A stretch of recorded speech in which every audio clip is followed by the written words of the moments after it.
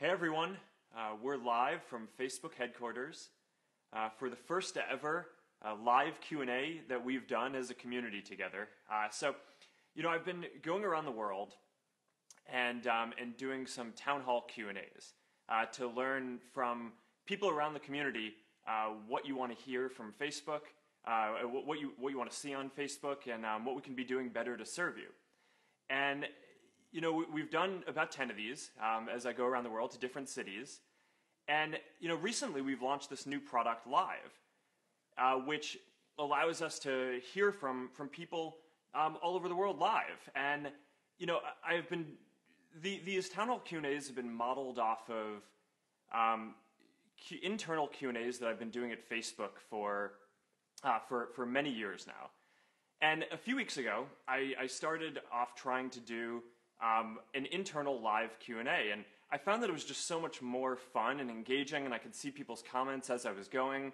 So rather than just having a few hundred or a few thousand people in a room, we could do this here, and we could have tens or hundreds of thousands of people participating in a town hall Q&A together all across the world. And it seemed like just a great opportunity to give this a shot. And to see how this goes, so I could hear from more of you at the same time, and see if we can have a better dialogue this way. So, this is more of a trial. I've never tried anything at this scale before. I think doing a Q&A when you have tens or up to 100,000 or more people commenting at once is kind of a new thing. So you're going to have to forgive me if I don't get to all of the comments here, or even if it may even be a bit distracting to look at it. But here's what I'm going to do. So I posted last week talking about that we're going to do this Q&A. And I asked for some of the questions that you guys wanted to ask. And I asked you guys to like the top questions that you wanted me to go through.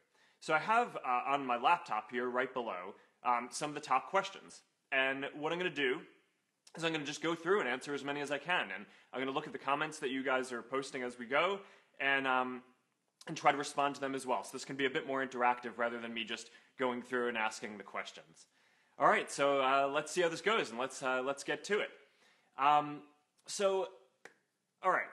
Now, before we get into the questions today, on a more serious note, I want to call out a comment from Juan Pablo Corzo, from Deerfield Beach in Florida, here in the U.S., about the terrible tragedy that happened this weekend in Orlando. And Juan says, we all together need to start using social media and technology to find solutions to humanity's problems and to work together towards peace. And we all need to act together now. And that comment struck me because I completely agree with that. I feel like that's what we need to do as a community. And, one of the things that I'm so proud of that our community does is whenever there's a tragedy around the world, we always find a way to come together. Whether that was the earthquake in Nepal, where our community raised a record-breaking amount of money to support the people who were victims there. In the last few days, we've seen that again, where so many people have expressed support for the victims and their families. We have complete strangers sending out links, telling people how they can donate blood and support the people, the victims and their families.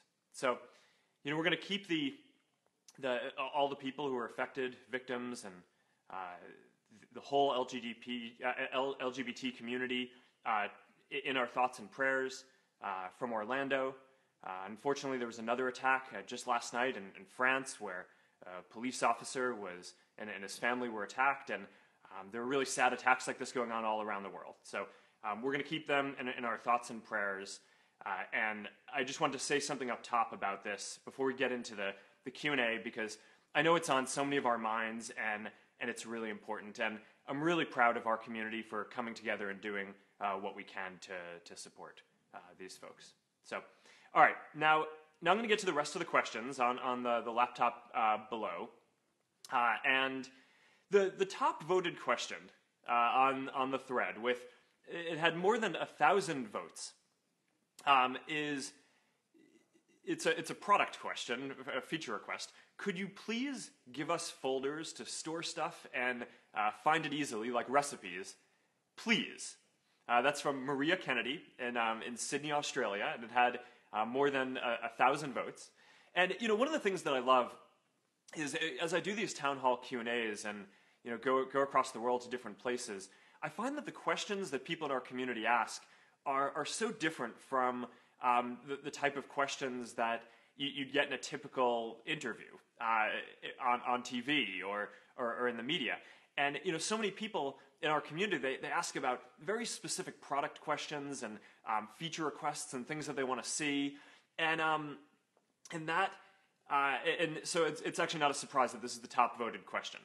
So will we give folders to store stuff and find it easily? So here's how we think about this. There are all these different types of things that people care about. There are day-to-day moments with your friends and family. Almost everyone has an interest or something that they care about, or multiple interests. And we want to create spaces and tools for you to share everything that you care about with everyone who you want. And some of the time that's going to be taking a photo or a video and sharing that into newsfeed so that your friends can see it. Sometimes that's going to mean publishing something to the whole world, like this live Q&A where lots of people can participate in it at once. It's a completely public thing. But some of the time that also means sharing into more private or more topical spaces, right? So one-on-one message thread that you have with your mother, or a group for your family, or for your church, or a soccer team, or one of the groups that I'm in. I have this crazy little Hungarian sheepdog. It's called a Puli. He's really an adorable dog. His name is Beast. You can look him up on Facebook. He's got a page. He actually has quite the cult following. And I just love Pulis. So I'm a member of a bunch of Puli groups, so I can see all the different content and share different content about Beast without bothering my friends because I'm sharing too much. So when it comes to things like cooking and recipes and being able to store these and have a safe space where you can share them with people who care, we're working on products like that. Groups, for example, has more than 1 billion people using it around the world to engage in groups around their topics and things that they care about. So so I think that's a good first question to kick this off, and is a bit light. All right, I'm looking at some of the questions that are coming in. There's some pretty good ones, especially one of the crazy things when you do these live Q&As is some of them are very silly. So we got one. Mark, are the allegations true that you are secretly a lizard? I'm gonna have to go with no on that. I am not a lizard, but keep the high quality comments coming in, please. This is surely on track to be a great live Q&A if we continue getting stuff at that level of quality. There's actually a lot of funny stuff in here too. I'm going to go to one from Pamela Spiteri. I'm so proud that you talk about education. What worries you about education and technology, and how can we as educators help out with limited resources? And this is from a teacher from Malta, which is an island in Europe.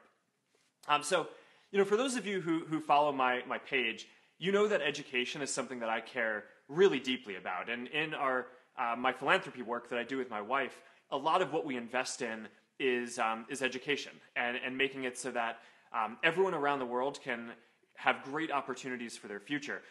And one of the things that I'm most excited about right now is personalized learning. Right? It's this idea that if you think about how education has worked for the last 100 years, really, or maybe even more, most of us probably grew up sitting in a classroom where we probably had some really great teachers, but because of the tools that they had, we were all learning the same thing at the same time, or in a lecture. So that meant that whether if you understood a concept quickly, you had to spend the same amount of time on it as someone who needed a little more help to get through that.